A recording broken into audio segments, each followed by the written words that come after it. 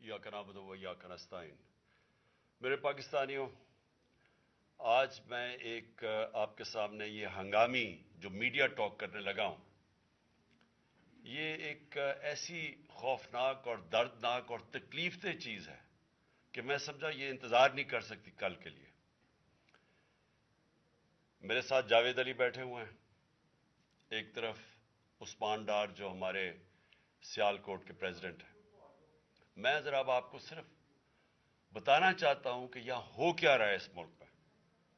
मैं अपनी कौम को आगाह करना चाहता हूं कि पाकिस्तान को किस तरह एक बनाना रिपब्लिक बना दिया गया है। ना यहां कोई किस कानून की फिक्र है ताकतवर को, ना उनको फिक्र है अपने आइन की। हमारा जो आइन है उसका शिक आर्टिकल 14 वो वाज़ेह तौर पे कहता है कि हर इंसान की इज्जत की हिफाजत की जाएगी, हर इंसान की डिग्निटी को प्रोटेक्ट किया जाएगा। ये हमारा आइन हमें हक देता है। लेकिन जो ये जावेद अली से हुआ, ये मैं इसके मुंह से आप सबको आपको सुनना चाहिए कि इस इंसान से हुआ क्या, और मैं उसके बाद आपको बताऊंगा ये जब खत्म कर देंगे कि ये जावेद अली तो एक आदमी है जो सामने आ गया है।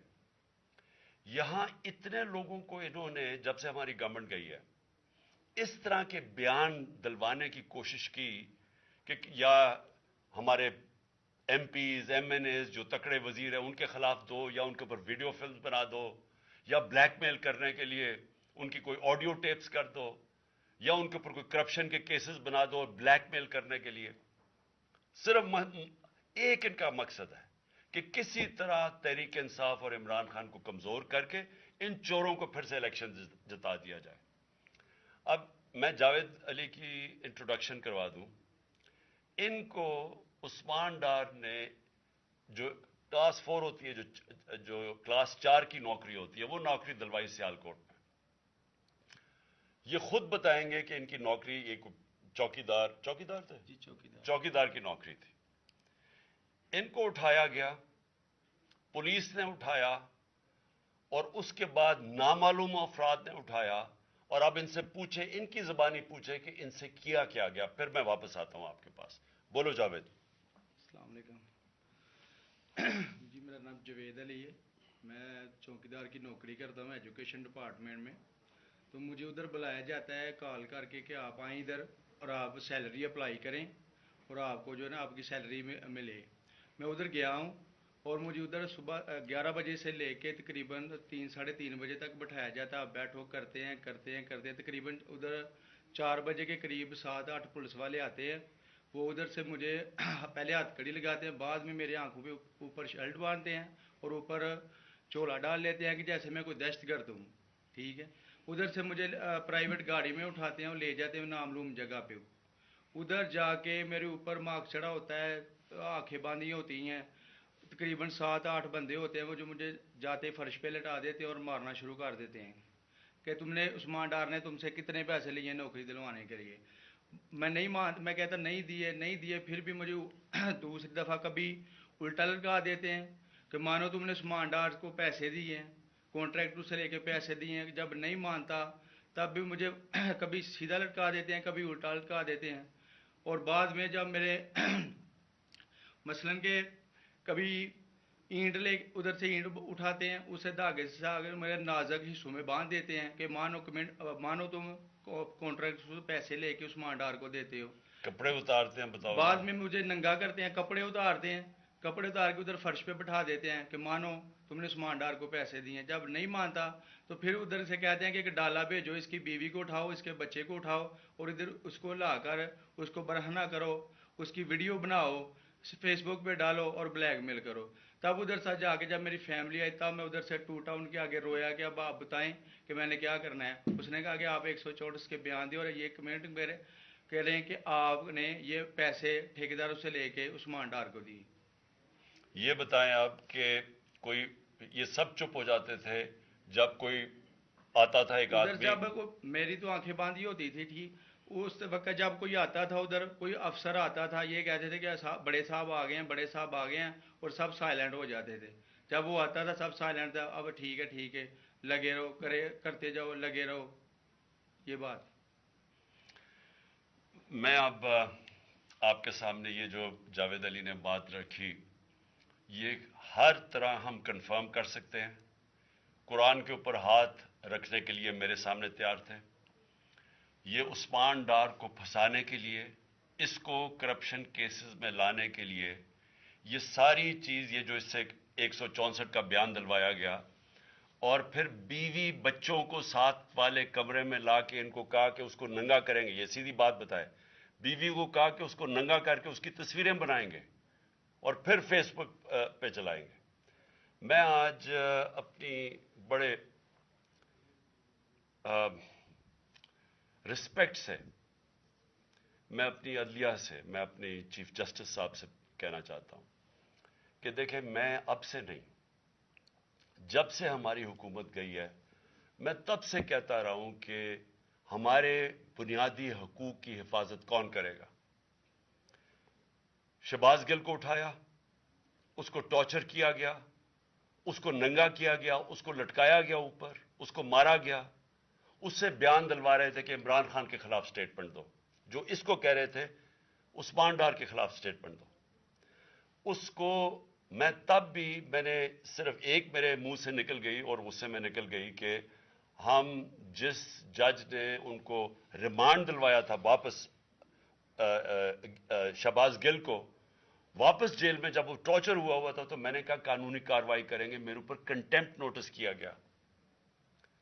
لیکن کوئی، کسی نے ایک کسٹوڈیل ٹارچر ساری دنیا کے اندر منع ہے. کسٹوڈیل ٹارچر کے اوپر کچھ نہیں ہوا. پھر اعظم سواتی کو اٹھایا گیا اور ساری قوم کے سامنے جو اعظم سواتی نے اپنے زبان سے بتایا کہ اسے کیا گیا، ایک ٹویٹ کے اوپر، اس کا صرف ایک ٹویٹ کر دی تھی اس نے کہ NRO2 باجوہ نے دیا، جو سب قوم جانتی ہے. اس کے اوپر جو اس سے کیا گیا، پھر ویڈیو بھیجی گئی اس کی بیوی اور اس کی بیٹی کو. ایسی چیزیں اس ملک کی تاریخ میں کبھی نہیں ہوئی، یا میں تو نہیں کبھی سنی تھی ایسی چیزیں. شاید دہشت گردوں سے ہوتی ہوں، شاید کوئی باہر کے جاسوسوں سے ہوتی ہو، غداروں سے، لیکن اپنے شہریوں کو اس طرح کرنا اس ملک کی تاریخ میں کبھی نہیں ہوا. میں نے، جب مجھے گولیاں لگی، میں نے تب چیف جسٹس صاحب کو پہلے مخاطب ہوا. میں نے کہا دیکھیں، جنہوں نے مجھے یہ قتل کرنے کی کوشش کیا وہ سارے اقتدار میں بیٹھے ہوئے ہیں. اس میں یہ جو ایک آدمی ڈرٹی ہیری، جب سے جنرل باجوہ لے کے آیا یہاں، تب سے یہ تشدد شروع ہوا ہے. شہباز گل کا، اعظم سواتی کا، مجھے گولیاں لگی. یہ جو داستان آپ سن رہے ہیں، سوشل میڈیا کے بچوں سے پوچھیں، جب سے یہ آدمی آئے ان سے اٹھ کے کیا ہوا. ان کو بند کمروں میں کپڑے اتارے گئے، ذلیل کیا گیا. ایک ماں باپ نے مجھے کال کی، انہوں نے کہا ابھی تک ان کا بیٹا نارمل نہیں ہوا. اس سے اوپر اتنا تشدد کیا کہ وہ ابھی تک نارمل نہیں ہوا. اور میں ان کو کہا، جس طرح اس کو جاوید کو کہا میں نے سامنے آؤ، سب ڈرتے ہیں، نامعلوم افراد سے سب ڈرتے ہیں، اور کوئی کسی قسم کی پروٹیکشن کسی کو نہیں ہے، کیونکہ یہ قانون کے اوپر ہے، یہ جو مرضی کر لیں، کوئی ان کو بچانے والا نہیں ہے. کوئی جاوید جیسے انسانوں کو جب یہ کرتے ہیں، اس کو پھر دھمکیاں دی گئی کہ تم نے یہ بتانا کسی کو نہیں ہے، تو ہم یہ کر دیں گے، ہم تمہیں یہ مروا دیں گے. تو یہ اس ملک کی، ہمارے پاس تو ایک ہی راستہ ہے. اور مجھے پتا ہے کہ عدلیہ کے اوپر پورا اٹیک ہے، یہ مافیا کا. یہ پولیٹیشین نہیں ہے، یہ مافیا ہے جو ٹیپیں بناتا ہے ججز کی، جو ہر قسم کی بلیک میل کرتا ہے. انٹیریئر منسٹر ٹیپ چلا رہا ہے کسی کی، یہ بالکل غیر قانونی چیز ہے. وہ جج کی ٹیپ چلا رہا ہے، وہ اس کی مریم وہ ٹیپ چلا رہی ہے کسی ارشد ملک جج کی، کبھی ثاقب نثار کی ٹیپ چل رہی ہے. یہ کسی مہذب معاشرے میں یہ چیزیں نہیں ہوتی. یہ کنٹرول کے لیے، عدلیہ کو کنٹرول کے لیے صرف یہ سارے حربے استعمال کیے جا رہے ہیں. میں آج اس پلیٹ فارم سے اپنے چیف جسٹس اور اپنی ہائر جوڈیشری کو، امید تو صرف آپ سے رہ گئی ہے. اس وقت جو جس طرح کا ظلم کیا جا رہا ہے، یہ نامعلوم افراد جو کر رہے ہیں اس ملک کے ساتھ، اور خاص طور پہ جو ڈرٹی ہیریا ہے، میری ساری انہوں نے، یہ کیسے ہو سکتا ہے کہ میری جو ساری جے آئی ٹی کی رپورٹ تھی، جو انہوں نے فورینسک ایویڈنس جمع کی ہوئی تھی، وہ ساری ختم کر دی ہے. ان 4 آفیسرز کو پھر اوپر بٹھا دیا ہے جن کے اوپر پروسیکیوٹر جنرل نے کہا تھا کہ انہوں نے میری جے آئی ٹی کی ایویڈنس سیبوٹاج کرنے کی کوشش کی. اس نے ٹیررزم کورٹ کو بتایا ہے، ان کو واپس لا کے اوپر بٹھا دیا ہے. یعنی اس سے انصاف ملے گا؟ ساری ایویڈنس ختم کر دی ہے. تو ہمیں کدھر جائیں گے ہم؟ میری ریکویسٹ ہے چیف جسٹس صاحب، یہ جاوید علی کی، اس کے اوپر سوٹ موٹو ایکشن لیں، پتہ چلائیں کہ یہ کون لوگ ہیں. اور اوپر سے اس نے نامعلوم افراد نے، اس نے سنا کہتے ہوئے کہ پولیس کے اوپر سارا الزام لگانا، پولیس کو پنچنگ بیگ بنانا، اور کچھ نہ کہنا، نہیں تو ہم تمہیں یہ کر دیں گے، مار دیں گے. دیکھیں جی، وقت آ گیا ہے. میں اپنی جوڈیشری سے یہ کہنا چاہتا ہوں کہ یہ جو بھی آپ کا سب سے بڑی جوڈیشری کی سب سے بڑی ذمہ داری ہمارے بنیادی حقوق کی حفاظت کرنا ہے. یہاں جس طرح یہ رجیم چینج کے بعد جس طرح بنیادی حقوق ختم کیے گئے ہیں، لوگوں کو لاوارث چھوڑ دیا ہے، سمجھ نہیں ہے لوگ جائیں کدھر انصاف کے لیے. ہم نے ایک پرامن احتجاج جیل بھرو تحریک شروع کی. جو لوگوں کو اٹھا کے لے کے جا رہے ہیں، ان کو کپڑے نہیں دے رہے ہیں، ان کو دور دور لے گئے ہیں، کسی کو اٹک ڈرانے دھمکانے سے خوف پھیلا رہے ہیں. ایک طرف ایک پرامن احتجاج تاکہ ملک میں نقصان نہ پہنچے. اب ہماری قوم آگے مشکل میں ہے، مہنگائی میں ڈوب گئی. کبھی پاکستان کی تاریخ میں 41% مہنگائی انفلیشن نہیں ہوئی. چھوڑ کے گئے تھے 12% تھی، آج 41% ہے. ہم اس کے احتجاج کریں کہ چور اوپر بٹھا دیے، این آر او مل گیا ہے، پکڑ کے یہ حالات ہوتا ہے، سب کو ڈرانا دھمکانا، جرنلسٹ کو، صحافیوں کو، ٹی وی چینلز کو. تو میں صرف چیف جسٹس صاحب اور آپ اپنے سپریم کورٹ سے آج خاص درخواست کرتا ہوں کہ یہ جاوید علی کی کہانی سنیں، پوچھیں کون ذمہ دار ہے. کہیں تو لائن ڈرا کریں کہ اب ان کو خوف تو ہو کہ کوئی کھڑا ہے ان کے لیے، عوام کے لیے، عوام کے ساتھ کھڑا ہے. کوئی تو ایکشن لیں تاکہ عوام کو کوئی حوصلہ ہو کہ ہماری عدلیہ ہمیں بچائے گی. کون بچائے گا جاوید؟ سوچیں کہ بیوی بچوں کو ساتھ والے کمرے میں جا کے کہتے ہیں اب اس کو ننگا کر کے ہم اس کی تصویریں بنائیں گے. یہ کون سے معاشرے میں ہوتا ہے؟ یہ کوئی غدار ہے؟ کوئی ایک چوکی دار کی کلاس 4 کی نوکری کر رہا ہے، اس سے اٹھا کے یہ کیا کہ جی اس کے خلاف ایویڈنس دے، کہ وہ دیکھیں جی کتنا آپ نے اس کے لیے کتنی، پتہ نہیں کدھر سے اس نے کلاس 4 کے چوکی دار نے پتہ نہیں کیسے پیسے بنا کے دینے تھے اس کو. لیکن کوئی ایویڈنس مل جائے تاکہ کسی طرح تحریک انصاف کا جو سیالکوٹ کا ہمارا ڈسٹرکٹ کا پریزیڈنٹ ہے، اس کو کسی طرح گندا کیا جائے اور اس کو کسی طرح نااہل کیا جائے، کسی طرح اینٹی کرپشن میں آ جائے.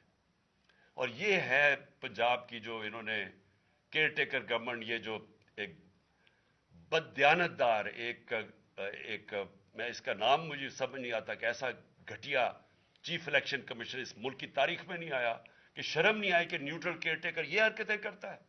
یہ نیوٹرل کیئر ٹیکر کے نیچے ہو رہا ہے.